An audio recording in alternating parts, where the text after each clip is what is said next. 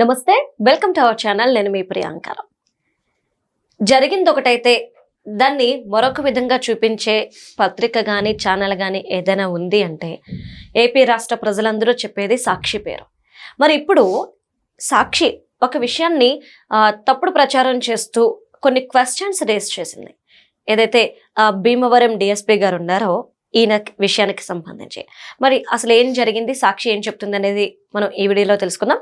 మనతో మాట్లాడడానికి జనసేన రాష్ట్ర అధికార ప్రతినిధి శ్రీనివాస్ గారు ఉన్నారు, ఆయనతో మాట్లాడదాం. నమస్కారం సార్. సార్, భీమవరం డిఎస్పీ గురించి మనకు తెలిసిందే. అయితే ఈయన మీద చర్యలు తీసుకోండి అని పవన్ కళ్యాణ్ గారు చెప్తుంటుంటే కేంద్ర ప్రభుత్వం ఈయనకి అవార్డు ప్రకటించింది. ఇప్పుడు సాక్షి పేపర్ దీన్ని క్వశ్చన్ చేస్తుంది. అంటే పవన్ కళ్యాణ్ గారు చెప్పింది నిజమా అబద్ధమా, ఏం జరుగుతుంది, ఎందుకు ఈయన అరెస్ట్ చేయమంటే ఆయనకి ఎందుకు కేంద్ర ప్రభుత్వం అవార్డు ఇస్తుంది అని మీరేమంటారు సార్?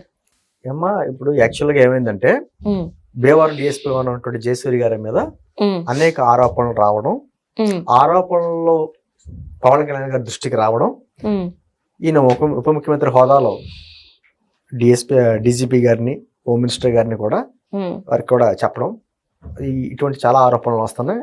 ఆరోపణల్లో వాస్తవం ఎంత ఉన్నది ఒకసారి పరిశీలించి చర్యలు తీసుకోండి అని చెప్పడం జరిగింది.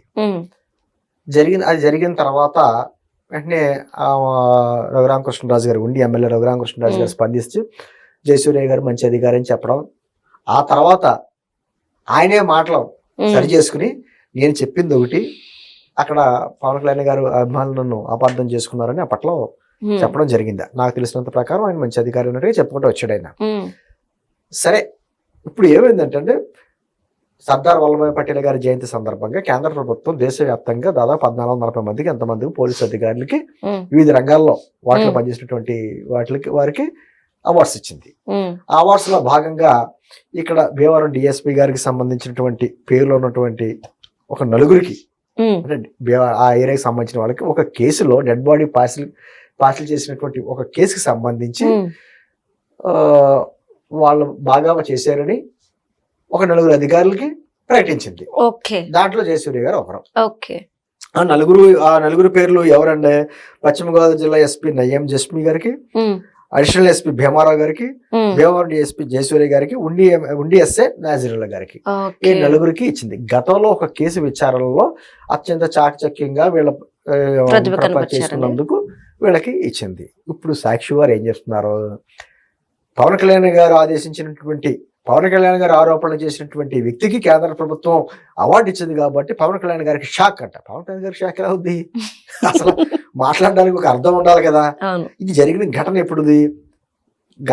గతంలో జరిగిన ఘటనకి ఇప్పుడు ఆ కేసులో వీళ్ళందరూ కలిసి పనిచేశారు, చాకచక్యంగా పనిచేశారు, దోషులను పట్టుకున్నారు అనేటువంటి విధానంతో కేంద్ర ప్రభుత్వం అవార్డ్స్ ఇచ్చింది. ఆ అవార్డు ఇస్తే మరి పవన్ కళ్యాణ్ గారికి షాక్ అవుతుంది. పవన్ కళ్యాణ్ గారు ఇప్పుడు ఏమన్నా ఇమ్మీడియట్ గా ఆయన సస్పెండ్ చేసేయండి అని చెప్పేసి ఆయన చెప్పారా? ఆయన మీద చాలా ఆరోపణలు వస్తున్నాయి. ఆరోపణలు నా దృష్టికి వస్తున్నాయి కాబట్టి వాటిలో వాస్తవం ఎంతో కనుక్కుని చర్యలు తీసుకోండి అని చెప్పి డీజీపీ గారిని అడిగారు. డీజీపీ గారు ఆ తర్వాత ఏమో హోంమంత్రి గారు దాని మీద డిస్కస్ చేశారు. దాని మీద వాళ్ళ పరిశీలన వాళ్ళు చేస్తున్నారు. డిపార్ట్మెంటల్ ఎంక్వైరీ జరుగుద్ది.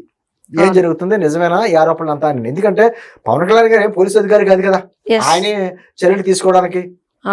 ఆయన దగ్గరికి వచ్చిన ఆరోపణలో వాస్తవాలు ఏంటనేది పరిశీలన చేయమన్నారు. ఎందుకంటే మామూలుగా ఆయన స్పందించరు, ప్రతిదానికి ఏదో అలవాకగా నోటికొచ్చింది మాట్లాడేసేటువంటి విధానం ఉండదానికి. ఆయన దగ్గరికి వచ్చినటువంటి ఆరోపణలు చాలా తీవ్రమైన ఆరోపణలు జయసూర్య గారి మీద వచ్చినటువంటి. ఎందుకు వచ్చినాయి? ఆయన అక్కడ ప్యాకాట్ లాంటి క్లబ్స్ నిర్వహిస్తున్నాడని, లేకపోతే ప్రైవేట్ గా వడ్డీ వ్యాపారాలు చేస్తున్నాడని, అక్కడ రొయ్యల వ్యాపారాలు ఎక్కువ కదా, ఆక్వాకల్చర్ ఎక్కువ కదా, వాడికి అధిక వడ్డీలతో వడ్డీ వ్యాపారాలు చేస్తున్నారని, కొన్ని సెటిల్మెంట్ల విషయంలో పల్లా వాళ్ళ దగ్గర కొన్ని లక్షలాది రూపాయలు లంచం తీసుకున్నారని ఆధారాలతో సహా ఈ దగ్గరికి వచ్చినాయి. ఆధారాలతో సహా వచ్చినా కూడా పవన్ కళ్యాణ్ గారు 1-2 సార్లు ఆలోచించి వాటి వివరాలన్నీ తీసుకుని తన దగ్గర ఉన్నటువంటి సమాచారాన్ని మళ్ళీ డీజీపీ గారికి పంపించి, ఇదిగో నా దగ్గరికి ఇటువంటి ఆరోపణలు వస్తున్నాయి భీమవరం జయసూర్య గారి మీద, వీటిలో వాస్తవతంతో తేల్చండి అని చెప్పేసి అడిగి చెప్పారు. దాని మీద జరుగుతుంది చర్యలు. నిజమైతే ఖచ్చితంగా చర్యలు ఉంటాయి. లేకపోతే దానికి ఇప్పుడు గతంలో జరిగిన కేసు విచారణలో బాగా పనిచేశారని చెప్పి నలుగురు అధికారులకి అవార్డు ఇస్తే అదేదో ప్రత్యేకించి దేశవ్యాప్తంగా ఒక జయసూర్య గారిని సెలెక్ట్ చేసి ఇచ్చినట్టుగా అది ఏదో పవన్ కళ్యాణ్ గారికి షాక్ తగిలినట్టు. ఏంటిది పవన్ కళ్యాణ్ గారికి షాక్? మరి దేశవ్యాప్తంలో ఈ జయసూర్య గారు ఒక్కనే సెలెక్ట్ చేశారా?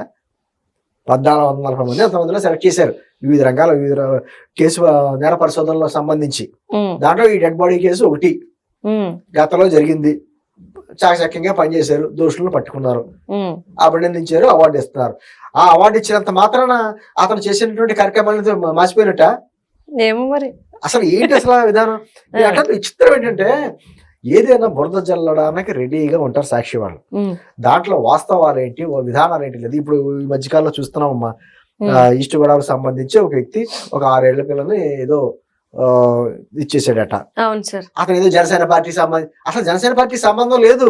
2019 తర్వాత అక్కడ మండల ఎలక్షన్స్ లో కూడా వైఎస్ఆర్ కాంగ్రెస్ పార్టీ సంబంధించిన వ్యక్తికి అనుకూలంగా తిరిగాడు, అభినందనలు తెలిపాడు. ఆ ఫోటోలోనే బయటకు వచ్చినాయి. వీళ్ళ పేపర్లో ఈ రోజు మాత్రం జనసేన పార్టీ కార్యకర్త, ప్రజాపతి నాయకుడు అని చెప్పి రాసేస్తున్నారు.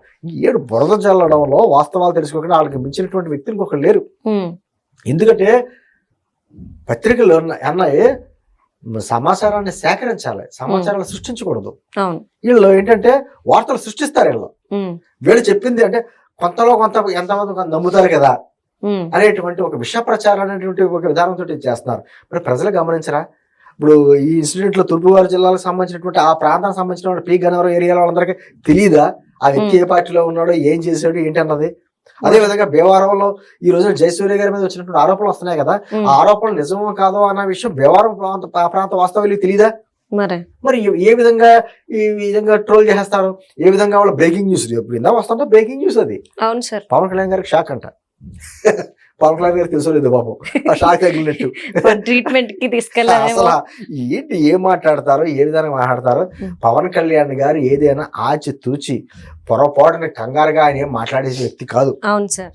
ఆయన దగ్గరికి తీసుకొచ్చిన వ్యక్తులు ఎటువంటి వ్యక్తులు, తీసుకొస్తున్న సమాచారం ఏంటి, నిజంగా వాస్తవం ఉందా అని చెప్పేసి అన్ని తెలిసినా కూడా ఆయన డైరెక్ట్ గా ఇమీడియట్ గా ఒక్క నిమిషం పట్టదమ్మా, ఆయన యాక్షన్ తీసుకోండి అని ఆదేశాలు జారీ చేస్తే ఇమ్మీడియట్ గా హోమ్ మినిస్టర్ గారు చర్యలు తీసుకుంటారు, డీజీపీ గారి దగ్గర ఆదేశాలు ఇమీడియట్ గా వస్తాయి. కానీ అలా చేయలేదు ఆయన. నా దగ్గరికి ఇటువంటి ఆరోపణలు వస్తున్నాయి ఆయన మీద, చాలా తీవ్రమైన ఆరోపణలు. దానికి వలన ఏమవుతుంటే కూటమి ప్రభుత్వానికి చెడ్డ పేరు వస్తుంది, కాబట్టి మీరు డిపార్ట్మెంటల్ ఎంక్వైరీ చేసి చర్యలు తీసుకోండి అన్నారే తప్ప డైరెక్ట్ గా వెళ్ళి చూపించలేదే. ఇప్పుడు ఆయన తలుచుకుంటే ఆయన ఉంటాడు. ఆయన స్థాయికి ఒక డిఎస్పీకి, ఇప్పుడు ఉప ముఖ్యమంత్రి ఆయన స్థాయికి ఒక డిఎస్పీ రేంజ్ లో ఒక వ్యక్తి గురించి మాట్లాడవలసినటువంటి విధానం ఉందా అసలు? అయినా సరే మాట్లాడేది అంటే అటువంటి తీవ్రమైన ఆరోపణలు అతని మీద వచ్చినాయి కాబట్టి, ఆయన దృష్టికి వచ్చినాయి కాబట్టి.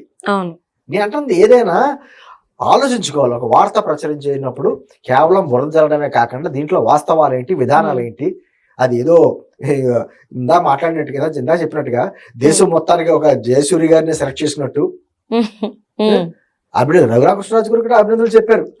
వాళ్ళకి సంబంధించి జయసూర్య గారికి వాళ్ళకి ఆ టీం కి అవార్డు రావడం, అలా అంటే రఘురామకృష్ణరాజు గారు పవన్ కళ్యాణ్ గారి ఆదేశాలు ధిక్కరించినట్ట? ఏంటిది, ఏం మాట్లాడుతున్నారు అసలు? అంటే చర్యలు ఆపేశారు. ఇప్పుడు డిపార్ట్మెంటల్ ఎంక్వైరీ ఆగిపోయింది జయసూర్య గారి మీద? ఏం ఆగలేదు కదా. ఖచ్చితంగా డిపార్ట్మెంటల్ ఎంక్వైరీ జరుగుద్ది, వాస్తవాలు తీస్తారు. ఆయన మీద వచ్చినటువంటి ఆరోపణలు నిజం అనుకుంటే చర్యలు తీసుకుంటారు.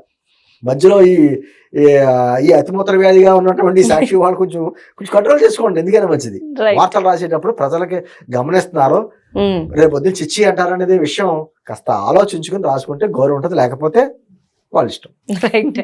Thank you so much sir.